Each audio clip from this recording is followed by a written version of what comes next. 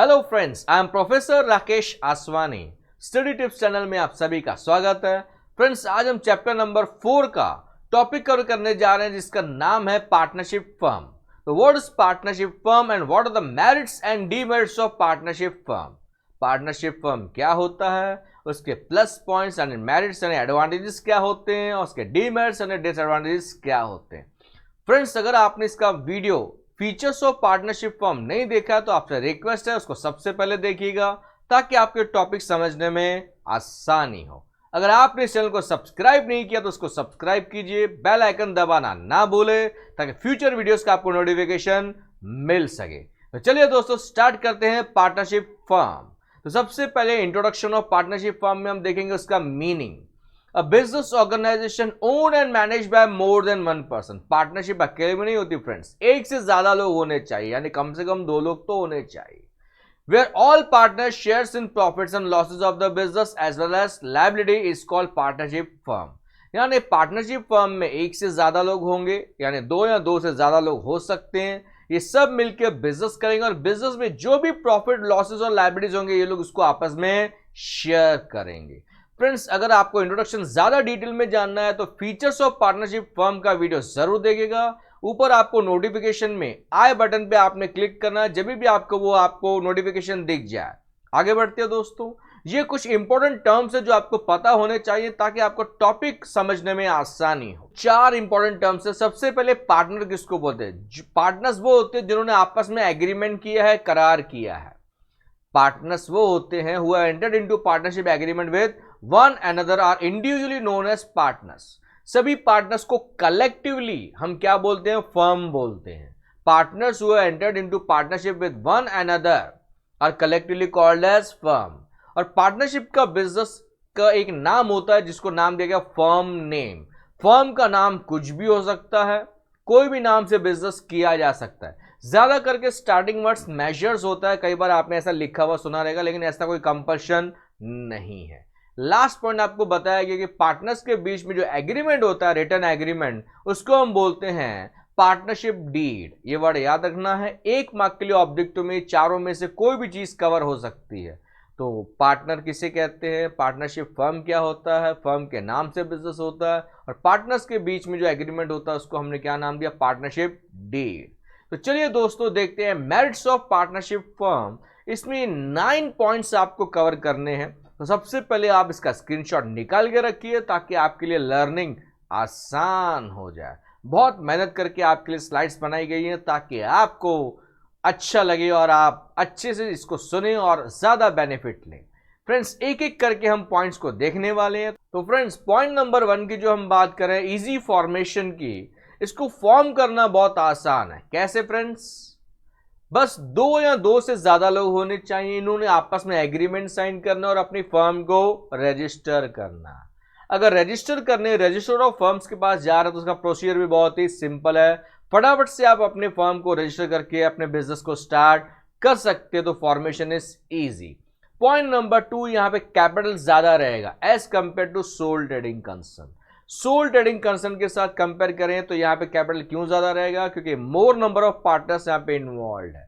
इतना ही नहीं, कौन सा पार्टनर कितना कैपिटल लाएगा ये लिखा रहेगा एग्रीमेंट में। कैपिटल कंट्रीब्यूशन जो है रेशियो कहां पे मेंशन किया हुआ रहेगा? एग्रीमेंट में। और अकॉर्डिंगली उनका प्रॉफिट शेयरिंग रेशियो भी मेंशन किया रहेगा कहां पे? अगेन एग्रीमेंट में। क्लियर है दोस्तों? Point number 3, business secrecy. अब पार्टनर्स जो है they are few in number. एक तो वो कम है तो अपने राज अपने तक रखेंगे। दूसरा, पार्टनरशिप फर्म एक पर्सनल ऑर्गेनाइजेशन है, तो यहां पे पार्टनरशिप फर्म अपने बुक्स ऑफ अकाउंट्स को पब्लिश नहीं करते। उनके जो ईयरली अकाउंट्स होते हैं, जिसे हम एनुअल अकाउंट्स कहते हैं या फाइनल अकाउंट्स कहते हैं, उसको ये पब्लिश नहीं करेंगे। अब पब्लिश नहीं करेंगे तो जो कॉम्पिटिटर्स हैं उनको आसानी से राज की बातें पता चलने वाली नहीं है, और कोई भी पार्टनर बिजनेस के राज किसी के साथ शेयर नहीं करेगा क्योंकि हर एक की लायबिलिटी अनलिमिटेड होती है। क्लियर है दोस्तों?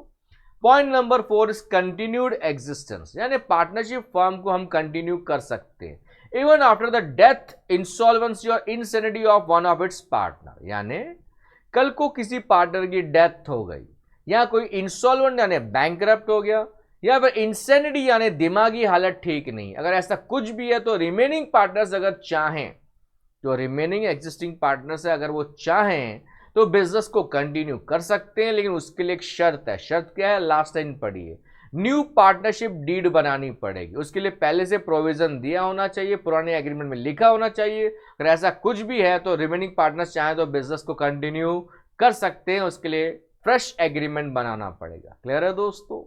Next point is flexibility in operation. Flexibility यानी चेंजेस। अब पार्टनरशिप फर्म में हम सिचुएशन के हिसाब से बिजनेस में जब चाहे जो चाहे चेंजेस कर सकते हैं। यानी कल को बिजनेस को एक्सपांड करना हो, डाइवर्सिफिकेशन यानी न्यू फील्ड्स में एंटर करना हो, लाइन ऑफ बिजनेस को चेंज करना हो as per the business situations. जैसे अभी कोरोना की वजह से बिजनेस के सिचुएशंस बदल रहे हैं, एनवायरनमेंट चेंज हो रहा है, तो हम जैसे चाहें बिजनेस में चेंजेस कर सकते हैं। अगर कोई भी हमारा बिजनेस नहीं चल रहा है तो हम हमारे बिजनेस को हमेशा हमेशा के लिए क्लोज डाउन यानी बंद भी कर सकते हैं। क्लियर है दोस्तों? Point number 5। Point number 6 is decision making.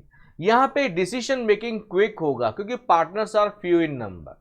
कुछ मुट्ठी भर लोग हैं जो बिजनेस को मैनेज कर रहे हैं, तो मिलके फटाफट से डिस्कस करके डिसीजन लेंगे। प्लस यहाँ पे quality of decision making better होगा as compare to sole trading concern. Next point is effort reward relationship. यानी यहाँ पे डायरेक्ट रिलेशनशिप है बिटवीन एफर्ट्स एंड रिवॉर्ड। यानी जो ज्यादा मेहनत करेगा उसको ज्यादा मेहनत का फल मिलेगा। और इसका बेस्ट एग्जांपल है, कई बार बिजनेस में दो तरह के पार्टनर्स होते हैं, एक्टिव पार्टनर यानी मैनेजिंग पार्टनर, और दूसरा होता है स्लीपिंग यानी डॉर्मेंट पार्टनर। जो मैनेजिंग पार्टनर होता है, जो एक्टिव पार्टनर होता है, उसको कई बार उसको अच्छा शेयर दिया जाता है, ज्यादा शेयर दिया जाता है as compare to other partners in the organisation. ऐसा क्यों? क्योंकि वो मेहनत लेके बिजनेस को मैनेज कर रहा है। तो एक्टिव पार्टनर्स को ज्यादा बेनिफिट मिलता है क्योंकि वो ज्यादा मेहनत ले रहा है। तो there is direct relationship between efforts and reward. Next point is goodwill. Goodwill क्या होता है फ्रेंड्स? गुडविल का मतलब होता है valuation of business measured in terms of money. Valuation of partnership business measured in terms of money. यानी क्या होता है? गुडविल को हम पैसे में तोलते हैं। कैसे? सबसे पहले गुडविल का मतलब होता है कंपनी का रेपुटेशन। नाम कमाया कंपनी ने, फर्म ने नाम कैसे कमाया, मार्केट में गुडविल कैसे कमाई, अच्छा क्वालिटी सर्विस दे रहे थे, कस्टमर्स को सेटिस्फाई कर रहे थे, बेस्ट तरीके से काम कर रहे थे, सस्ता और अच्छा प्रोडक्ट दे रहे थे, तो मार्केट में इनका बहुत अच्छा नाम यानी गुडविल हो गया। कल को वो नए पार्टनर को एडमिशन दे रहे हैं तो नए पार्टनर को गुडविल का कुछ एक्स्ट्रा पैसा लाना पड़ता है, क्योंकि बने बनाए बिजनेस में हम नए पार्टनर को एंट्री दे रहे हैं, तो उनको बोला जाता है ये बिजनेस हमने मेहनत से खड़ा किया है, तो तुम्हें गुडविल का इतना पैसा हमें देना पड़ेगा। गुडविल कैसे कैलकुलेट किया जाता है फ्रेंड्स? ये आप बीके में या अकाउंट्स में आप इसको डिटेल में सीखने वाले हैं, मुझे कैलकुलेशन बताने की जरूरत नहीं है। तो नया पार्टनर जब भी बिजनेस में एडमिट होता है उससे गुडविल का पैसा मांगा जाता है, और वो जो गुडविल का पैसा लाता है, जो एग्जिस्टिंग यानी पुराने पार्टनर्स हैं, वो उसको आपस में शेयर करते हैं। क्लियर है दोस्तों? Next is specialisation. यानी यहाँ पे डिवीजन ऑफ वर्क पॉसिबल। अब क्या है, यहाँ पे पार्टनर्स है, कई सारे लोग इन्वॉल्व है, तो जो बंदा जिसमें एक्सपर्ट है, यानी हर बंदे के पास अपनी अपनी स्किल होती है। फॉर एग्जाम्पल आप फाइनेंस के एक्सपर्ट हो तो आप फाइनेंस संभालोगे, आपको टेक्नोलॉजी में आप एक्सपर्ट हो तो आप प्रोडक्शन देखोगे, आप मार्केटिंग के एक्सपर्ट हो तो आप मार्केटिंग देखोगे। इस तरह से क्या होगा, पार्टनर्स में ना काम डिवाइड किया जाता है। तो division of work leads to specialisation, यानी एक ही तरह का काम कर करके बंदा उसमें स्पेशलाइज हो जाता है, और जब बंदा स्पेशलाइज होता है ना तो काम एफिशिएंसी से होता है, यानी फटाफट होता है। तो ये प्लस पॉइंट है। क्लियर है दोस्तों? तो ये थे हमारे 9 points merits of partnership firm. अभी हम देखेंगे इसके डीमेरिट्स, जो कि आपके सामने कितने पॉइंट्स है फ्रेंड्स? 10 पॉइंट्स हैं। पॉइंट्स याद करना बहुत जरूरी है, तभी आप एग्जाम में लिख पाएंगे। तो बहुत मेहनत से मैंने आपके लिए स्लाइड्स बनाए हैं, उम्मीद करता हूं कि आपको अच्छे लगेंगे। तो चलिए एक एक करके हम स्लाइड को स्टडी करते हैं। Point number 1 is problem of continuity. यानी यहां पे बिजनेस कभी भी बंद हो सकता है। कल को किसी पार्टनर की डेथ हो गई, कल को कोई इंसॉल्वेंट हो गया, या कोई इंसेन यानी किसी की दिमागी हालत ठीक नहीं, तो बिजनेस में कम्स टू एन एंड। अगर कंटिन्यूएशन के लिए हमने पहले से प्रोविजन नहीं रखा है तो बिजनेस कभी भी बंद हो सकता है, जो कि माइनस पॉइंट है। Point number 2, absence of legal status. यानी in the eyes of law, कानून की नजर में पार्टनर और उनका फर्म यानी उनका बिजनेस दोनों एक है। In the eyes of law business and partners यानी जो ओनर्स हैं वो सब एक ही माने गए हैं, यानी इनको सेपरेट लीगल स्टेटस नहीं दिया गया है। इसका मतलब कल को किसी पार्टनर की डेथ हो जाती है या फिर कोई इंसॉल्वेंट हो जाता है या फिर कोई इंसेन हो जाता है तो इससे कम जो है फर्म डिसॉल्व हो जाएगी, क्योंकि पार्टनर और बिजनेस दोनों को एक ही माना गया है। पार्टनर और बिजनेस दोनों को एक ही माना गया, जो कि माइनस पॉइंट है। Point number 3, disputes. अब पार्टनरशिप फर्म में डिस्प्यूट्स यानी झगड़े कॉमन हो सकते हैं, क्योंकि यहाँ पे एक से ज्यादा लोग इन्वॉल्व है। फ्रेंड्स, जहाँ 4 बर्तन होंगे वहां झगड़े यानी आवाजें तो होंगी। कई बार ऐसा होता है कुछ पार्टनर्स दूसरे पार्टनर से एग्री नहीं करेंगे, नहीं ऐसा नहीं करना चाहिए, वैसा नहीं करना चाहिए, तो इन चीजों को लेकर आपस में इनके झगड़े या डिस्प्यूट हो सकते हैं। अगर डिस्प्यूट ज्यादा बढ़ गया तो it may leads to dissolution of the firm, यानी फिर बिजनेस बंद करना पड़ सकता है अगर डिस्प्यूट ज्यादा बढ़ते हैं। तो अगेन ये माइनस पॉइंट है, यानी बिजनेस कभी भी बंद हो सकता है डिस्प्यूट्स की वजह से। Point number 4 is non transferability of interest, यानी कोई भी पार्टनर अपना ओनरशिप किसी और को ट्रांसफर नहीं कर सकता। अगर मुझे इस बिजनेस से बाहर जाना है, मेरी जगह किसी और को लाना है, तो पहले मुझे ऐसा करने से पहले रिमेनिंग पार्टनर्स का कंसेंट यानी परमिशन लेना बहुत जरूरी है। और जब तक सारे पार्टनर्स एग्री नहीं करेंगे मैं मेरा ओनरशिप यानी मैं मेरा इंटरेस्ट किसी और को ट्रांसफर नहीं कर सकता। तो यहाँ पे इंटरेस्ट का मतलब होता है ओनरशिप, ये आपको पता होना चाहिए। यानी आप अपना हिस्सा, आप अपनी चीजें, आप अपना हक किसी और को ऐसे ही नहीं दे सकते। ऐसा करना है आपको, अपनी जगह किसी और को लाना है, तो पहले आपको रिमेनिंग पार्टनर्स का परमिशन लेना बहुत जरूरी है। और कोई ना कोई एक ऐसा पार्टनर रहेगा जो आपकी बात से एग्री नहीं करेगा। Next point is limitation on number of partners. Yes, partnership firm की अगर हम बात करें तो लिमिट है। मैक्सिमम कितने पार्टनर होंगे? 50, मिनिमम 2, मैक्सिमम 50। अब 50 से ज्यादा पार्टनर है तो ये उसका माइनस पॉइंट क्या है? क्यों है माइनस पॉइंट? क्यों है फ्रेंड्स? क्योंकि फिर हम लिमिट से ज्यादा पार्टनर्स को एडमिट नहीं कर सकते। सपोज ऑलरेडी हमारे बिजनेस में 50 पार्टनर है और लोगों को हम बिजनेस में इन्वॉल्व करना चाहें तो नहीं कर सकते, क्योंकि एक्ट हमें इसका परमिशन नहीं देता, जो कि minus point. Point number 6, difficulty in admission of partner, यानी नए पार्टनर को कल को हम बिजनेस में लाते हैं जिसको हम बोलते हैं एडमिशन ऑफ पार्टनर, उसमें परेशानी हो सकती है। क्या होता है, जब भी कोई नया पार्टनर बिजनेस में आएगा तो इससे प्रॉफिट शेयरिंग रेशियो पे फर्क पड़ने वाला है। फॉर एग्जाम्पल, पहले 4 पार्टनर्स थे तो 4 हिस्से हो रहे थे, सिंपल से कैलकुलेट करते यानी सबको 25% मिल रहा था। अभी 5वां व्यक्ति आ जाएगा तो 5 हिस्से होंगे, यानी सबका हिस्सा कम होते जाएगा। तो ये भी एक कारण है कि कुछ पार्टनर्स नहीं चाहते कि नए पार्टनर को हम बिजनेस में एंट्री लें, इसके लिए वो ऑब्जेक्ट करते हैं एडमिशन को लेकर।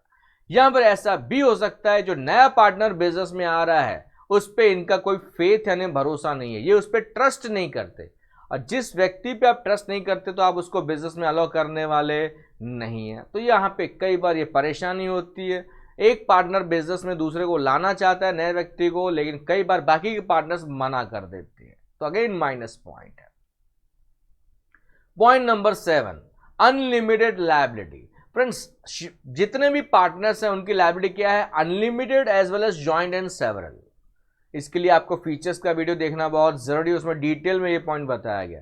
अनलिमिटेड लायबिलिटी का मतलब ये होता है कि अगर बिजनेस के एसेट्स कम पड़ रहे हैं, हम क्रेडिटर्स को पेमेंट नहीं कर पा रहे हैं, तो हमें हमारी पर्सनल प्रॉपर्टी बेच के वो कर्जा चुकाना पड़ेगा, और तब तक पर्सनल प्रॉपर्टी बेचते रहनी है जब तक हम क्रेडिटर्स का यानी थर्ड पार्टी का पेमेंट नहीं कर देते। Next point is limited capital.